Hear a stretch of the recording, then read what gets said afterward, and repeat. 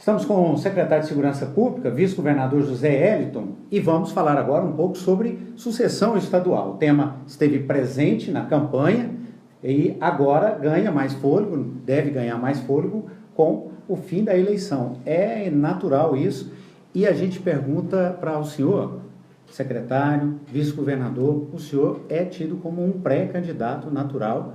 O governador deve, ou pelo menos a expectativa é que ele saia, deixa o governo no início de 2018, o senhor assumindo o governo, passa a ser candidato ou pré-candidato naturalmente à sucessão dele. O senhor já se sente um pré-candidato em campanha? Eu acho que é muito prematuro você discutir o processo sucessório de 2018 no momento onde nós estamos a encerrar as campanhas de 2016 e onde tanto o governador quanto eu ainda temos a metade, pouco mais da metade do mandato que fomos eleitos em 2014 para cumprir. O foco do governador e meu nesse momento é voltado exclusivamente para as questões relativas à gestão pública. Nós temos desafios muito grandes, a gestão de todo o Estado, no meu caso específico, muito mais focado na área de segurança pública. Acho que nós devemos manter essa objetividade, esse foco nessas atuações. É claro que isso não impede que os partidos iniciem um processo de discussão, de debate sobre esse tema, para que lá em 2017 para 2018 nós possamos iniciar aí sim a construção da candidatura da base. Eu tenho, todas as vezes que a oportunidade tenho de falar, eu tenho destacado que é importante você estabelecer o projeto, definir quais são as ideias, definir quais são as propostas a serem apresentadas para a sociedade. Por que nós queremos continuar à frente do governo? Quais são os projetos, quais são as propostas, quais são as inovações que nós queremos apresentar à sociedade? A partir desse diagnóstico é que nós vamos observar o perfil daquele que melhor se amolda a essas ideias. Agora, para que nós possamos lançar a nossa candidatura. Mas a discussão já ganhou, já está nos bastidores aí. Inclusive, os partidos que compõem a base aliada já disputam. Você tem candidatura ao governo, tem a vice, tem candidaturas ao Senado. Tudo isso aí já está em disputa nos bastidores. Não dá para ignorar isso, né? Perfeito, tanto é que eu falei que é natural que os partidos façam esse debate, iniciem essa construção no âmbito partidário. Chega naturalmente no senhor e no Chega, governador, é claro, mas eu acho que o melhor trabalho para consolidar uma candidatura é você ter foco em suas ações, mostrar os resultados e a partir daí discutir com os demais partidos que compõem a base. Primeiro com o partido que você está presente, é preciso você ter a unidade desse partido, a partir daí construir com os demais integrantes da base para construir uma candidatura viável do ponto de vista político e sólida do ponto de vista programático. Mas o senhor, a gente está no período de eleição municipal, a base saiu com mais cidades do que em 2012. O senhor vê que a base, como grupo, está mais fortalecida, pensando em número de prefeituras, em cidades? Fazendo uma análise política, olhando para o cenário de 2018, eu não tenho a menor dúvida disso. O PSDB fez o maior número da história que um partido político já fez de prefeituras no estado. São 77 municípios que serão administrados pelo PSDB. Nós temos dentro da base 189 municípios que serão administrados por prefeitos que integram os diversos partidos da base. É uma situação do ponto de vista político muito forte a favor da base de sustentação do governador Marconi. E isso dá musculatura à candidatura da base para ir para um projeto do ponto de vista eleitoral extremamente viável. É claro que todos os componentes que envolvem o processo eleitoral, eles são definidos no seu momento, com as circunstâncias de momento. Mas do ponto de vista de estrutura política, a base saiu extremamente fortalecida. E nós temos ainda 2 municípios que disputam o segundo turno, o de Anápolis e o de Goiânia, que podem avançar ainda mais, apesar que tanto o governador Marconi e eu, nas 2 vezes que tive a oportunidade de estar candidato a vice junto com ele, nós todas as vitórias, com exceção da de 98, o governador Marconi, ele venceu sem ter o apoio do município de Goiânia. E falando em 98 o PMDB tinha mais de 190 municípios apoiando, o estado era até menor, número de municípios, e o que acabou determinando foi o discurso da renovação, o novo. Foi esse o discurso determinante, tanto que o tempo novo de Marconi Perillo. Nós vamos ter a situação agora, na próxima eleição, de 20 anos, mais ou menos, aí, de poder desse grupo. Esse não pode ser o grande adversário? Acho que não. Primeiro, eu acho que entendo que a análise do cenário de 98 ela é um pouco diversa, pelo menos sobre a minha ótica. Você tinha um cenário onde você estava unido naquele momento, do ponto de vista da estrutura política, grande parte da chamada Arena Antiga, a sua totalidade estava envolvida na campanha do governador Marconi. Você tinha uma deflexão do PMDB, que foi através do PSDB, que veio, o grupo do Santilo, que nasceu nas origens do PMDB, que veio e se agregou todo a esse conjunto de forças políticas que tinham uma representatividade política muito grande, ou seja, havia uma estrutura política a dar suporte para essa candidatura. Além disso, nós tivemos a felicidade naquele momento de ver que o PMDB, e se repete agora mais uma vez, tirou o candidato natural, que naquele momento o candidato natural não seria o Iris Rezende, seria o Marguito Vilela, que tinha altos índices de aprovação no governo.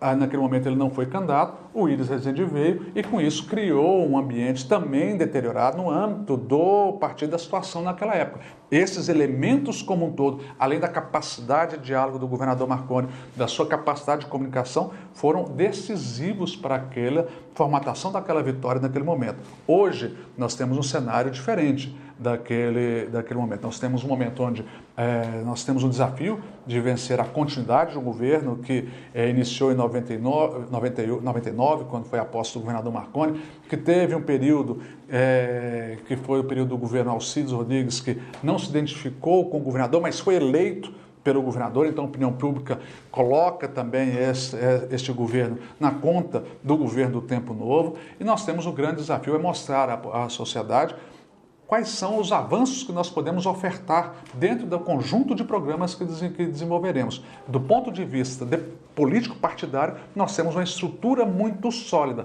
Cabe a nós termos a inteligência de saber escolher um candidato que possa agregar as forças para que nós possamos ir para a eleição de maneira muito sólida. O senhor vê alguma possibilidade? Claro que o momento agora é de administrativo, porque ainda faltam 2 anos para as eleições. Mas esses partidos que integram a base, essa disputa por espaço pode prejudicar esse governo e também pode criar algum tipo de racha dentro da base? Ou o senhor vê que ela ainda é muito unida? Olha, eu acho que você tem um movimento natural nos partidos da base. Todo partido ele anseia desenvolver, ele anseia crescer, ele busca ocupar espaços políticos. Tem sempre um ditado que diz que em política não fica a cadeira vazia. Você tem sempre alguém pronto para ocupar. Isso é natural e salutar, inclusive, para o processo. Acho que é importante você ter figuras que possam representar um projeto político.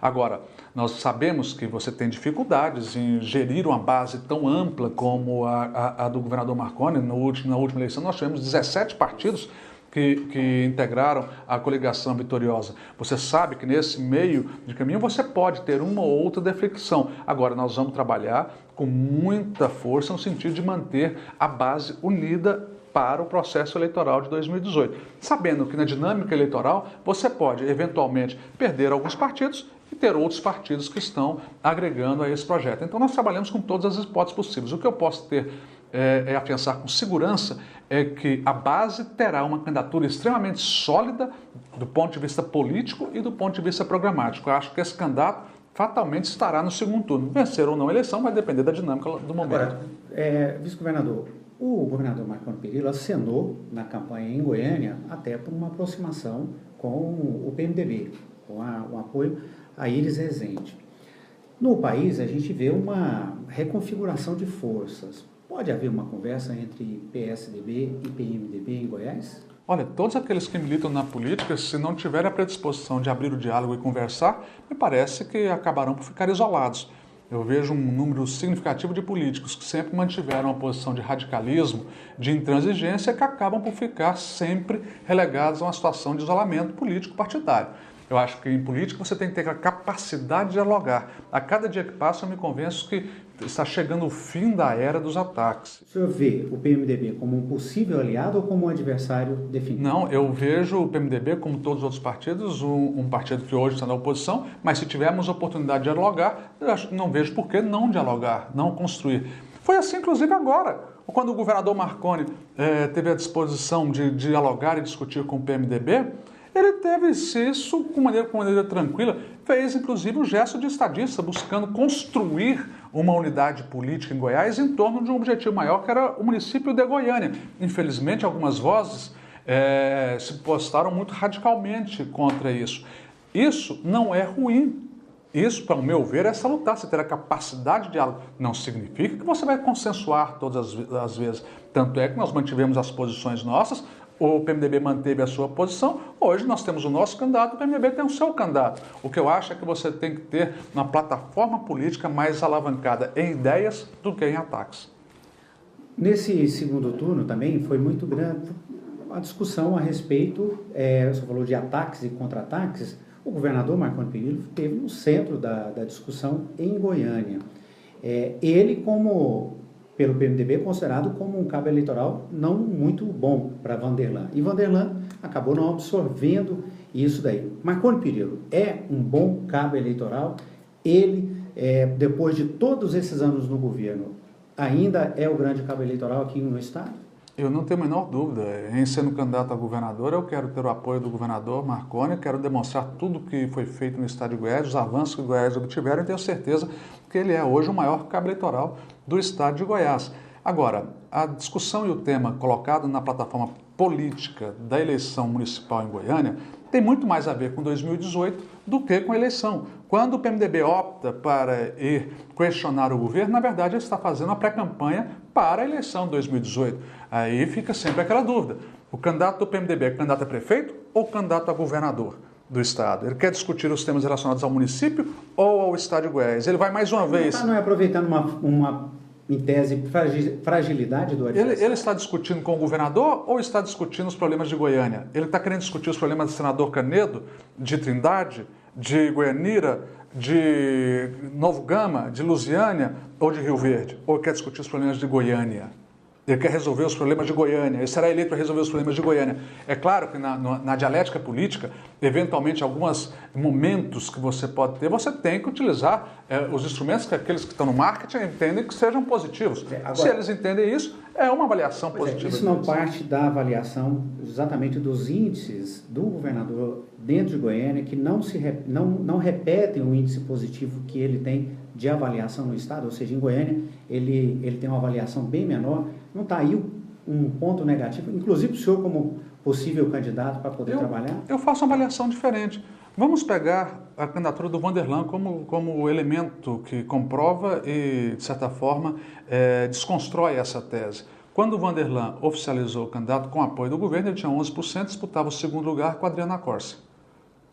Após o governo manifestar apoio a ele foi no primeiro turno a 35% aproximadamente dos votos no primeiro turno. Agora, no pior cenário, está na faixa de 48% de intenção de votos, com todo um apontamento feito pelo PMDB acerca do governador, que virou o ator principal desse processo eleitoral. Ou seja, nós temos evidentemente que o Vanderlan ganhou com esse apoio, primeiro ganhou a condição de ir para o segundo turno e segundo ganhou a possibilidade de ser eleito prefeito de Goiânia com apoio do governo do estado. Então, ao meu ver, uma eleição tão disputada como está essa, fica mais do que evidente a força do governo. E acho que se o Vanderlan tivesse demonstrado muito mais as virtudes do governo, mostrado o volume de obras que nós temos em Goiânia, na nossa capital, mostrado as parcerias que ele quer fazer com o governo, a ampliação das unidades hospitalares que estão sendo feitas, o modelo que nós desenvolvemos em diversas áreas no que diz respeito à gestão. Ele vestiu a camisa? Não, eu acho que ele vestiu a camisa, tenho convicção que ele vestiu a camisa, eu estou falando do ponto de vista de comunicação. Eu acho que ele poderia ter já um outro resultado. Apesar que eu estou muito confiante na vitória do Vanderlan no próximo domingo. Acho que ele tem todos os elementos para vencer as eleições. É um bom candidato, é um homem de bem, é um homem que tem propostas, tem uma visão moderna, que dá conta de trabalhar ferramentas e tecnologias, não está preso ao passado, que tem capacidade de diálogo. Portanto, eu acho que para o bem de Goiânia, a vitória do Vanderlan seria muito positiva, muito boa. Eu acho que em campanha todos cometemos equívocos, às vezes.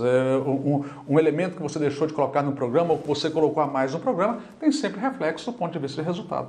O senhor fala que apoiou o Vanderlan na eleição em Goiânia e ele perdendo ou ele ganhando, o senhor, toda a estrutura do governo conta com esse apoio do Vanderlan para 2018? Houve algum tipo de negociação já de atrelar um apoio ao outro ou isso vai ser discutido depois das eleições? Acho que não, em hipótese nenhuma, mesmo porque se você tivesse feito tal acordo, você estaria apenas negociando o apoio, não estaria definindo o apoio com bases programáticas. O que nós fizemos, já tive a oportunidade de falar com relação a isso, eu acho que o próprio Vanderlan falou, a senadora Luciana também falou, não há atrelamento entre o apoio nosso ao Vanderlan e a campanha de 2018. É claro que esse tipo de relação ele vai se construindo com o tempo. Caso o Vanderlan seja vitorioso, nós vamos ter todo um trabalho de gestão a ser realizado junto com ele, respeitando as atribuições do prefeito e as do governador, para formalizarmos parcerias conjuntas e aí estreitarmos e avançarmos cada vez mais na relação política. Se ele perder, ele será um player importante no cenário político, não só da capital, como do Estado. Então ele deve ser ouvido também, deve ser objeto de discussão conosco, sendo tanto no cenário de vitória, quanto no cenário de derrota. No caso de Iris Rezende ganhar, o senhor falou aí no cenário com o Vanderlan vitorioso. No caso de Iris ganhar, com as críticas que foram feitas, ainda assim dá para sentar e conversar? Sempre. Eu acho que quem não tiver capacidade de dialogar não pode participar do processo político. Eu penso que o objetivo nosso é fazer bom governo em todos os municípios goianos. O governador Marconi sentou com o prefeito Maguito Vilela, discutiu grandes intervenções lá em conjunto com ele. Nós sentamos com Antônio Gomides no primeiro governo. Grandes investimentos que Anápolis observou foram feitos pelo governo do estado, seja asfaltamento, seja urbanização de ruas, uma série de investimentos realizados na cidade de Anápolis foi feito em parceria com o Gomides, que depois foi candidato contrário à nossa coligação em 2014. Legítimo, é a posição partidária, mas do ponto de vista de gestão pública, eu acho que esse diálogo é muito importante, mesmo porque a obrigação tanto do Iris, caso ele venha a essa eleição, quanto nossa no governo, é buscar unir esforços no sentido de atender às demandas do cidadão. Muitos consideram que a decisão do senhor de ir para a Secretaria de Segurança Pública é uma decisão perigosa do ponto de vista político. Pode dar uma alavancada, mas pode também criar dificuldades para uma possível candidatura ao governo. E o senhor acaba ficando sem tempo também de rodar o interior, enquanto outros vão fazer a pré-campanha. Como é que o senhor analisa esse cenário, aí enquanto outros, o senhor está na segurança, os outros fazendo campanha, e a possibilidade dos números não serem positivos na área de segurança e esse tema voltar fortemente na campanha? Bom, primeiro que nós temos que voltar ao momento onde eu recebi o convite do senhor governador para vir para a Secretaria de Segurança. Era um momento um pouco delicado dessa área. Nós tínhamos um cenário de aumento significativo na curva, especialmente de homicídios. Naquele momento chegamos a bater 250 homicídios em um mês. Então, nós tínhamos um cenário que teve alguns elementos naquele instante, a morte daquela menina na frente do colégio, da Natália, e uma série de situações que acabaram por deixar o cenário um pouco delicado. Eu estava numa pasta muito tranquila do ponto de vista político, que era a pasta das grandes notícias. É a Secretaria de Desenvolvimento, onde você anuncia superávit da balança comercial, você trabalha as questões estruturantes do desenvolvimento econômico do Estado, discute com o empresariado, discute com os trabalhadores as questões relacionadas ao interesse e, via de regra, você acaba sendo um mensageiro das boas notícias. Mas, naquele momento, você precisava de ter uma ação mais incisiva na área de segurança pública. Quando o governador me convidou, naturalmente eu fiz as minhas ponderações a ele com relação aos desafios que envolvem. Ele, naturalmente, por ser governador 4 vezes, está cansado de saber dessas questões que foram apontadas. Ele tem cumprido à risca todas as questões, especialmente aquelas relativas a investimentos, relativas à tranquilidade de fazer as mudanças necessárias nos diversos comandos, nos diversos procedimentos das diversas forças. Nós observamos a partir de então um declínio nos indicadores de violência. Agora, é claro que eu tinha ciência que do ponto de vista político você não tinha certeza de um resultado, mas eu não posso atrelar uma decisão dessa natureza a um projeto político eleitoral. Naquele momento eu tinha a obrigação de atender a esse chamamento e fiz com muita tranquilidade e consciência, afinal de contas eu exerço um mandato junto com o governador. Eu acho que já foi o tempo onde o vice ficava ali passeando, brincando e tal. É preciso que você ajude efetivamente a governar. Eu jamais poderei, uma vez eleito ou reeleito governador, no caso em 2014, eu ter como desculpa falar que eu não sabia da realidade do Estado, mesmo que eu participo com ele, sei das questões estruturantes do Estado, sei das questões financeiras do Estado, sei das dificuldades e justamente em função disso é que eu achei que era importante assumir esse desafio. E fiz e farei mais 10 vezes se necessário for, no sentido de cumprir bem a missão, tanto dele quanto minha, que é de entregar à população serviços importantes para ela. O que o senhor é mais hoje? Secretário de Segurança Pública ou pré-candidato a governador? Secretário de Segurança, sem dúvida nenhuma. E é também pré-candidato a governador? O tempo vai dizer.